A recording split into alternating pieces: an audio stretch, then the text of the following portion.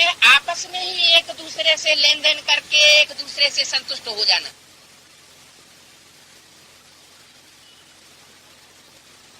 बाबा कहते हैं दिल की बात दिलावर से कहो। आपस में ही एक दूसरे को दिलावर बनाए लेते हैं, आपस में ही एक दूसरे की दिल लेने और देने वाले बन जाते हैं।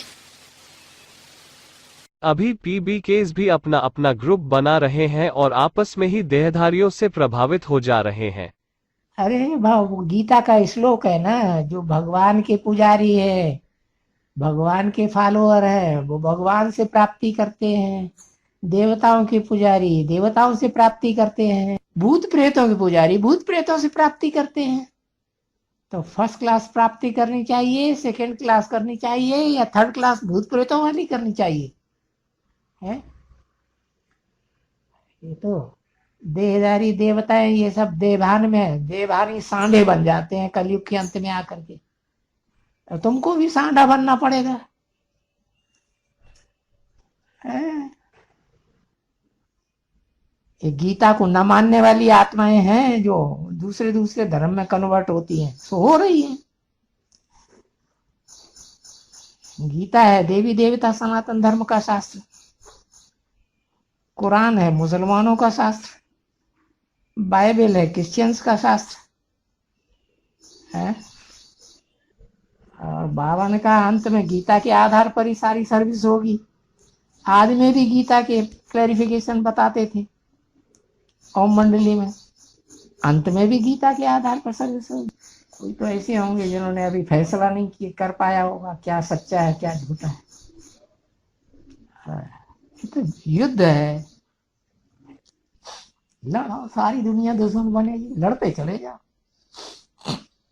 लड़ाई लड़ना हमारा जन्म सिद्ध अधिकार है कि विजय हमारा जन्म सिद्ध अधिकार है। दोनों बाबा ने बोला विजय जन्म सिद्ध अधिकार, वो कहते लड़ाई लड़ना हमारा जन्म सिद्ध अधिकार। माताएं ज्यादा प्रभावित है। इतने धर्मों में सिर्फ एक सिख धर्म वाले ही हैं जिन्होंने, कौन था वो, दुर्रानी, क्या नाम था उसका, कितने आक्रमण किए, उन सबका मुकाबला करते रहे, कभी पीछे नहीं हटे। भले भागना भी पड़ा कई बार, भाग भाग के फिर हमला किया, फिर भाग गए जंगल में, फिर हमला किया, हार नहीं मानी। आखिरी अहमद शाह अब्दाली ही हार करके बैठ गया ईरान में। कितने बच्चे पैदा करती थी, बड़ी प्लंटियन लाखों की तादाद में सेना लेके आ जाते। उस सेना को क्या चाहिए, रोटी दाल और लूटपाट की औरतें, बस इतना ही उनकी वेतन है, इसी वेतन में मस्त।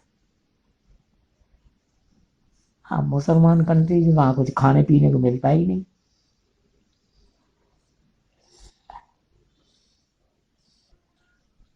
चमकौर का युद्ध पढ़ा है? नहीं पढ़ा। नहीं पढ़ा।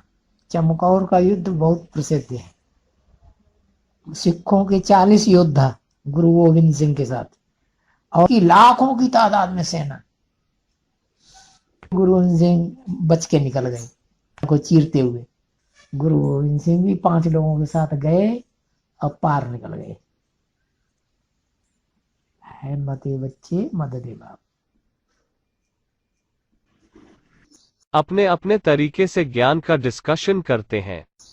तो वो अपने तरीके से छांट छांट के पॉइंट निकालते हैं, तुम अपने तरीके से छांट छांट के पॉइंट निकालो, जिनमें साकार और निराकार दोनों की बातें बताई गई हैं। निराकार आत्मा है, निराकार आत्मा बिना साकार शरीर के कुछ कर सकती है क्या?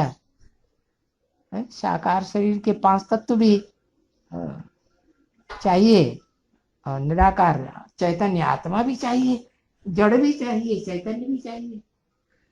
इस पार्टी में जा रहे हैं, वो उस पार्टी में, जो जिस पार्टी में जा रहे हैं उनके पॉइंट को पहचानो। है क्या उल्टे पलटे शस्त्र यूज करते हैं, उनका काट करो। जो अमृत पी करके और फिर बिघन डालते हैं, बाबा की मत पर नहीं चलते हैं, तो धर्मराज बाबा किसको भी छोड़ेगा नहीं।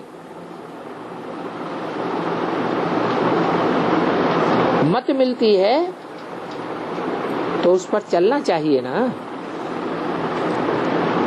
भगवान कहे ये काम करो और न करें तो उन जैसा कमबख्त कोई होता ही नहीं। तो बहुत डर रहना चाहिए,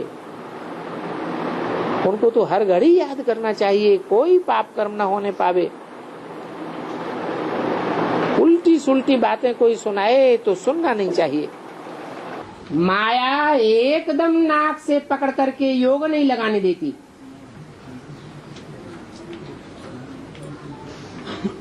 के मार्च 2001 की वाणी का चौथा पेज।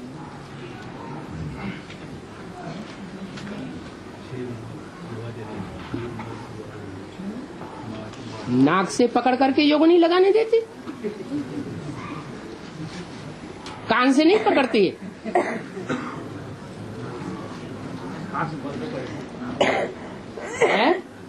आंख में धूल धूल झोंक दे, नाक ही क्यों पकड़ती है? हाँ, क्योंकि परचिंतन में लगे रहते हैं। सुंगा सांगी बहुत करते, ये क्या करता है, वो क्या करता है, ये ऐसे क्यों करता है, वो वैसे क्यों करता है। तो माया नाक से पकड़ लेती है। ज्यादा गुरु लोग कहाँ हुए हैं भारत में? तो जो गुरुगिरी ज्यादा करते हैं, दूसरों को अपने तरीके से मोल्ड कर लेते हैं, वही गुरु होते हैं। वो गुरु कोई 63 जन्म में ही नहीं हुए हैं, ऐसे कि नहीं वो गुरु कोई ब्रह्मा कुमारियों बीकेस में ही बैठे हुए हैं। वो गुरु हमारी एडवांस पार्टी में भी बीज रूप में बैठे हुए हैं। बाबा जो बातें बताएंगे उन बातों को मोल्ड करके अपने स्वार्थ के अनुरूप मोड़ करके उनको अपने तरीके से बताने के आदी है। खुद भी अपनी अवस्था खराब करते हैं और दूसरों की भी खराब कर देते हैं।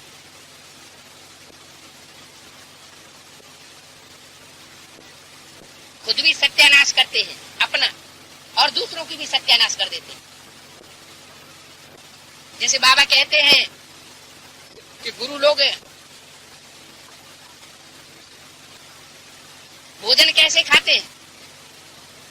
भोजन जब खाते हैं तो सारी थाली जो है साफ करके धो करके पी जाते हैं। क्या वो हद के भोजन की बात नहीं है, हद के भोग लगाने की बात नहीं करते हैं बाबा। वो सन्यासियों का बेहद का प्योरिटी का भोजन है। जो भी आत्मा उनके हाथ में आती है सारी साफ करके रख देते हैं। वाचा से भी सारी साफ कर लेते हैं, सारा पोता मिल ले लेंगे। बाबा कहते हैं एक से सुनो और एक को सुनाओ। लेकिन हम बच्चे क्या करते हैं? अनेकों से सुनते हैं और अनेकों को सुनाते हैं। बाबा कहते हैं एक से सुनना यह है बेविचारी ज्ञान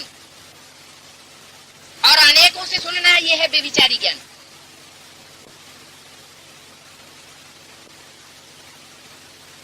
ऐसे ही दृष्टि में भी, वृत्ति में भी और कर्मेंद्रियों के संसरण में भी हम उन गुरुओं से प्रभावित होते रहते हैं,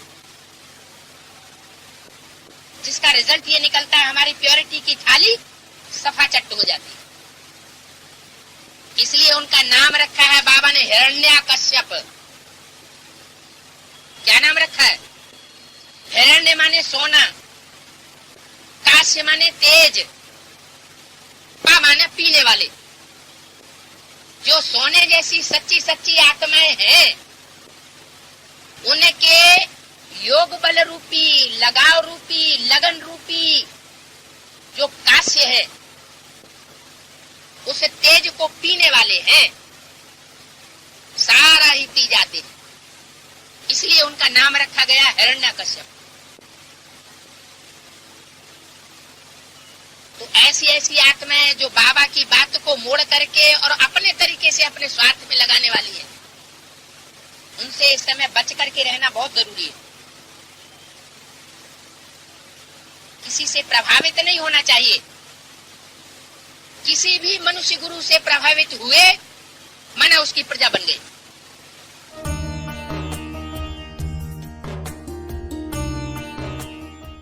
दुनिया में बेगम तो बहुत आने हैं, कयामत तो बर्पा होगी, लेकिन योग आदमी एक ऐसा कवच है कि हर प्रकार के विघ्नों से महफूज रखती है, सुरक्षित रखती है। दिन प्रतिदिन ये सब बातें व ये हालातें तो अति में जानी ही हैं। ऐसे समय पर तो आप ब्राह्मण बच्चों को पावरफुल योग के कवचधारी बनना ही सेफ्टी है। अव्यक्त संदेश 7 अगस्त 1997 पृष्ठ 112 अंक। अब करना क्या है? करना ये है कि जब जब अवस्था अपनी नीचे उतरती है तो उसका कारण देखना चाहिए। बाबा ने ये बताया है कि बच्चे याद और सेवा, इन दोनों का बैलेंस जरूर रखना है। याद में भी रहें और सेवा भी करें। या तो याद करने में लग जाते हैं, वो भी बैठने वाली याद, या तो सेवा करने में लग जाते हैं, उस समय बाबा की याद भूल जाती है। क्योंकि बाबा से प्यार ही नहीं है तो याद कैसे होगी? याद कोई दूसरी चीज थोड़ी है, याद माना प्यार, और प्यार भी नकली नहीं कि आधा प्यार बाबा से और आधा प्यार दूसरों से। नहीं, बाबा तो चाहते हैं माम एकम याद करो, और किसी को बीच में नहीं डालो। अगर और किसी को बीच में डाला तो पाप भस्म नहीं होंगे। ऐसे नाजुक समय आने हैं जिसमें याद की शक्ति ही सेफ्टी का साधन बनेगी। अभी साधारण याद की स्थिति सेफ्टी का साधन नहीं बन सकती। माया से किसी भी प्रकार की हार और व्यक्ति तथा वायुमंडल का वार साधारण याद वालों को धोखे में ला देगा। इसलिए बाप दादा पहले से ही सभी बच्चों को इशारा दे रहे हैं कि शक्तिशाली याद का वायुमंडल बनाओ। अव्यक्त वाणी तारीख 21 नवंबर 1984 पृष्ठ 24 अंक। ऊंचे उठने की एक ही इकाई बताई कि बच्चे अपना अमृत बेला सुधार लो। अमृत बेला सुधारा तो सब सुधर जाएगा। मीठे मीठे रूहानी बच्चों को रोज रोज सावधानी जरूर देनी होती है। वो कौन सी सावधानी है?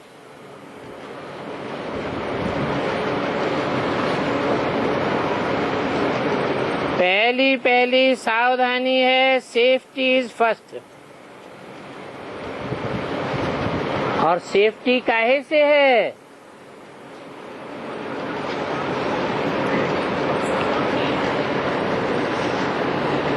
तुम्हारी युद्ध है ना, माया से युद्ध है। युद्ध में जाते हैं तो सेफ्टी के लिए क्या करते हैं? कवच धारण करते हैं। तो याद की यात्रा ये तुम्हारा कवच है, इससे तुम बहुत सेफ रहते हो। सेफ्टी की ड्रेस है ही याद का कवच। अव्यक्त वाणी तारीख 5 दिसंबर 1979 पृष्ठ 88 आदि। संकल्प में भी बाप के साथ बिजी रहो तो किसी आत्मा में बिजी नहीं होंगे। जो बिजी होता है वह कहाँ झुकेगा नहीं। फ्री होने के बाद ही मनोरंजन के साधन, स्नेह, सहयोग तरफ झुकाव होता है। जो बिजी होगा उनको इन बातों के लिए फुर्सत ही नहीं। हर संकल्प हर सेकंड में तकदीर बनाओ। अव्यक्त वाणी तारीख 2 फरवरी 1977 पृष्ठ 65 अंक। अपने बचाव के लिए बाप को याद करते रहो। क्या हमारा रक्षा कवच कौन सा होगा? दुनिया हिंसक बनेगी, आक्रामक बनेगी, मारामारी करेगी, लेकिन हमको कोई प्रकार की हिंसा नहीं करनी है, बाप की याद में रहना है। योग की अग्नि सदैव जली रहे, इसके लिए मन, वाणी, कर्म और संबंध, यह चारों बातों की रखवाली करना पड़े, फिर यह अग्नि अविनाशी रहेगी। अव्यक्त वाणी तारीख 27 जुलाई 1970 पृष्ठ 297 आदि। बाप को सदैव साथ रखेंगे तो माया देखेगी इसके साथ सर्वशक्तिवान बाप है तो वह दूर से ही भाग जावेगी। अकेला देखती है तब हिम्मत रखती है। शिकार करने जब जाते हैं तो कोई भी जानवर वार न करे इसके लिए आग जलाते हैं। वैसे ही याद की अग्नि जली हुई होगी तो माया आ न सकेगी। यह लगन की अग्नि बुझनी न चाहिए। अव्यक्त वाणी तारीख 24 जनवरी 1970 पृष्ठ 189 अंक। की लड़ाई होती है तो चारों तरफ से घेराव डालते हैं। क्या कोई किला जीतना होता है ना, तो जो जीतने वाली सेनाएं जो बाहर से आक्रमण करती हैं, वो क्या करती हैं? वो चारों तरफ से घेर करके घेराव डाल करके आक्रमण करने की तैयारी करती है। सब तरफ से अटैक करते हैं। क्या चारों तरफ से किले में अटैक होने लगे, सब धर्म की स्थापना करने वाले किले में, और अंदर किले के अंदर बैठने वाले आपस में झगड़ रहे हो, फूट पड़ी हुई हो, तो सद्धर्म की स्थापना कर हो जाएगी? है? नहीं हो सकती ना। बताया तो आप बच्चे भी जब तक ये एकता का घेराव नहीं डालेंगे, एक सूत्र में नहीं बनेंगे। सूत्र माना एक ज्ञान के सूत्र में, जो एक की आवाज वो सब की आवाज, जो एक का वाइब्रेशन वो सबका वाइब्रेशन। ये नहीं एक कुछ कह रहा है और करने वाले कर दूसरा कर रहे हैं, एक कान से सुनते हैं दूसरे कान से निकाल देते, परवाह ही नहीं करते, चाहे कितनी भी बार डायरेक्शन मिलता रहे, उनको ध्यान देना ही नहीं है, क्योंकि दूसरे धर्मों में कन्वर्ट होना है। तो बताया जैसे लड़ाई होती है, चारों तरफ से घेराव डालते हैं, सब तरफ से अटैक करते हैं, तो आप बच्चे भी जब तक ये एकता का घेराव नहीं डालेंगे, एक सूत्र में नहीं बनेंगे। सूत्र माना एक का डायरेक्शन का सूत्र कहो, एक के ज्ञान का सूत्र कहो, एक के लब का धागा कहो, उसमें जब तक नहीं बनेंगे, एक रस स्थिति में स्थित नहीं होंगे, तब तक हिलते रहेंगे। और जो खुद हिलता रहेगा वो दूसरों को भी स्थिति खराब करता रहेगा। इधर आओ, हम तुम्हें नई बात बताएं। क्या बात? ये लड़ाई झगड़ा, ये ऐसे करता है, वो वैसे करता है। एक रस स्थिति में स्थित नहीं होंगे तब तक हिलते रहेंगे। जो जिस कुरी का ब्राह्मण होगा वो वैसा ही पुरुषार्थ करेगा।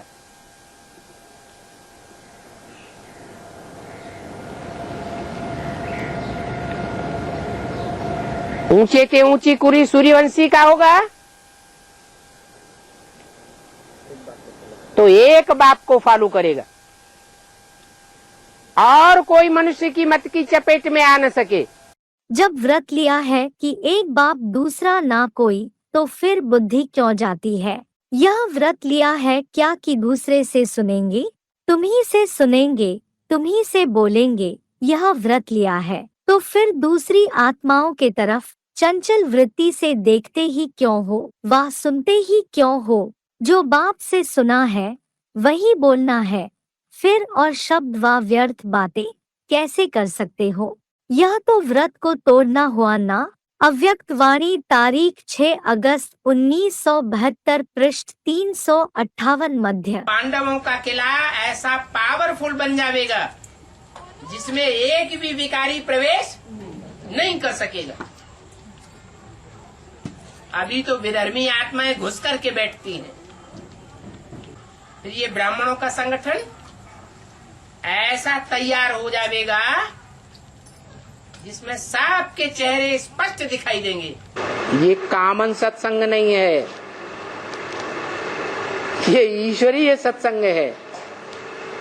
इसमें प्राप्ति भी बहुत है और फिर सजा भी बहुत भारी है। ईश्वर भगवान जब आता है तो ठौर तैयार करता है मनुष्य सृष्टि के लिए स्वर्ग का। क्या उस स्वर्ग की दुनिया में नंबरवार देवताएं जाने वाले हैं, देवात्माएं। तो अव्वल नंबर ठौर लेना चाहिए या थर्ड क्लास फोर्थ क्लास ठौर लेना चाहिए? अव्वल नंबर ठौर है सूर्यवंश का। वो सूर्यवंशी सितारे जो अपनी रोशनी को सूर्य की रोशनी में मर्ज कर देते हैं कि अपना प्रकाश दुनिया में फैलाते हैं। दिन के सितारे क्या करते हैं? सूर्य की रोशनी में पलने वाले अपने प्रकाश को सूर्य की रोशनी में मर्ज कर देते हैं। और चंद्रमा के सितारे खुद को प्रत्यक्ष करते हैं। बाप का दाढ़ी की लाज ही नहीं रखते। इसलिए संसार में ब्रह्मा का नाम रोशन हुआ या गुम हो गया। त्रिमूर्ति में किसका नाम रोशन हुआ? कौन मूर्ति का? और कौन सी मूर्ति का नाम खलास हो गया?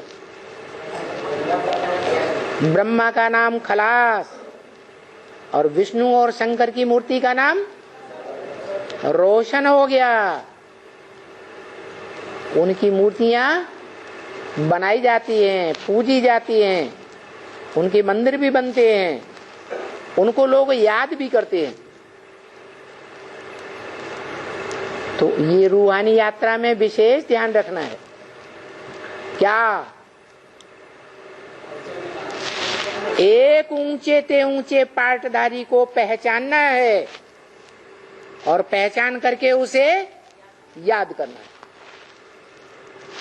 दूसरों की बात नहीं सुनना है। दूसरों की सुनी